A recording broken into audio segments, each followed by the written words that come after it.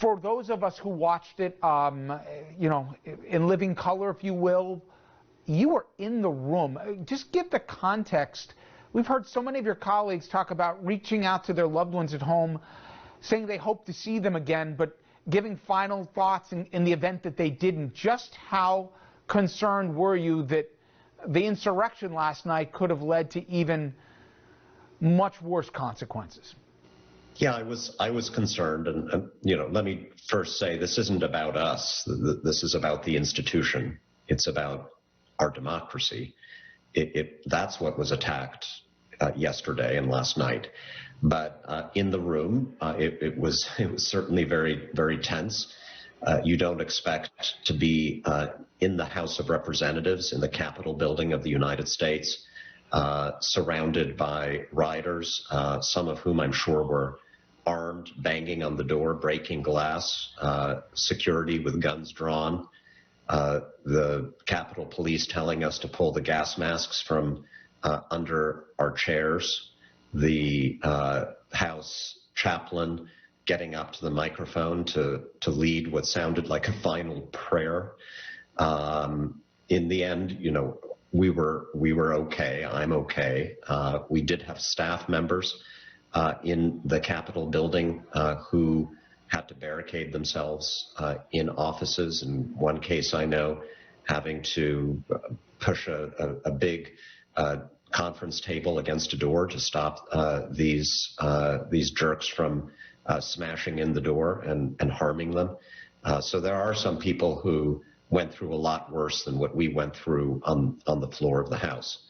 The important thing here is that we move on to the next steps. We did our job yesterday. We certified the election. We were not intimidated by this nonsense. The members of Congress who were basically standing with the mob lost, but that's not enough. There has to be a consequence, as you suggested at the start. And I have been calling for Congress to reconvene and to stay in session to address all of the different consequences of this terrible event. When I heard talk of invoking the 25th and also obviously conversations, which we'll talk about in a second, about impeachment or even censure, two thoughts went through my mind. Obviously, one, Lord knows it's deserving, but the calendar, there's only so many days left, and the political will of Republicans, I wondered, would it really be there? But I took a look at some of the most condemning voices. These are people that were in the president's cabinet. The former Attorney General, Bill Barr, not exactly a profile in courage, he said that the president's actions, his conduct, were a betrayal of his office. He orchestrated a mob to pressure Congress, inexcusable, outrageous, despicable. His Homeland Security boss had said it's beyond wrong and illegal, un-American, that the president undermined democracy. He's culpable for the siege and an utter disgrace. And finally, General Mattis, his one-time defense secretary, said, the violent assault at our Capitol, it's an effort to subjugate American democracy by mob rule, was fomented by Mr. Trump. His use of the presidency to destroy trust in our election and to poison our respect for fellow citizens has been enabled by pseudo-political leaders whose names will live in infamy as profiles in cowardice. My question is, does he speak for many Republicans who have been so fearful of this president? Will you find support across the aisle, as I know that you're not just calling for impeachment, but working on articles for it? Will you find Republicans to stand with you? Yes, I think we will. Look, the President of the United States encouraged a mob to stage a violent assault on the United States Capitol to prevent the Congress from doing its constitutional duty. Can you think of anything more impeachable than that? He has 13 days left in office, so what should we do? Should we do nothing because it's 13 days? Should we let this stand as an action taken by a president for which there is no accountability? What would that say to future generations, to future presidents? If you'd asked me a couple days ago, should we impeach Donald Trump, I would have said, come on, what are you talking about? He's going to be out of office very soon. But can we really do nothing after this kind of event? And yes, there are many Republicans, as you mentioned, who are absolutely disgusted. We can sit here and wonder why it took them this long, because the president's character has been on full display for some time. But this action is unique, even in the annals of the Trump presidency, and I think requires a unique reaction from us. And I asked that in part because even after everything yesterday, I saw the speeches from the floor, and while many senators changed their positions, or at least some did, in the House, a plurality of Republicans still didn't want to certify the election, Congressman. I wonder if it finally broke through, if we've reached the bridge that's too far. You say that Republicans will stand with you, and I want you to be right on that, but a lot of us, we've kept waiting for 4 years for a conscience or a spine to grow, and we haven't seen it. Oh, I didn't say they would all stand with us, of course. I think some would, and I've spoken to some who I believe would.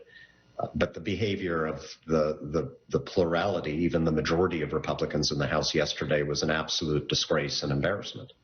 And I don't know what it means to be a Republican, if that's what it is to be a Republican. They're guys who have basically said, I reject the old Republican Party. This is the party of Donald Trump. This is a personality party for them. There was a rioter who climbed up the scaffolding of the Capitol building, took down the American flag from a flagpole and replaced it with a Donald Trump flag. That's what these people are. They're not Republicans in the traditional sense. They are people who are exalting one man, one incredibly flawed man, above the law and above the United States of America. And that's not that's not the party of Bush or Romney or McCain or of, I think, hopefully future leaders of the party like Adam Kinzinger, my colleague in the House of Representatives, who's been outspoken about this. And so, look, they've got a choice to make, and I think some of them will choose to stand with the rule of law and to stand with the country. And there are others who are going to stand with Donald Trump, who will, in the immortal words of my colleague, trying to be diplomatic, Jeff Van Drew, who basically are nothing but they're just about undying loyalty to Donald Trump. Not the country, not their party, just Donald Trump.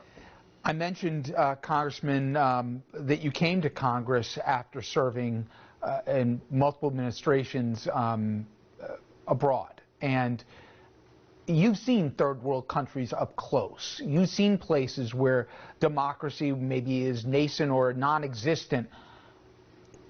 Did yesterday look like one of those places you never thought would be the United States? Yeah, I've had that feeling before. That's what I was thinking as I was evacuating from the House chamber. I was like, man, I used to go to Libya or to Syria or to Egypt to have this kind of excitement. And now I can have it right here in Washington, D.C. Of course, it's not funny. It's not a joke.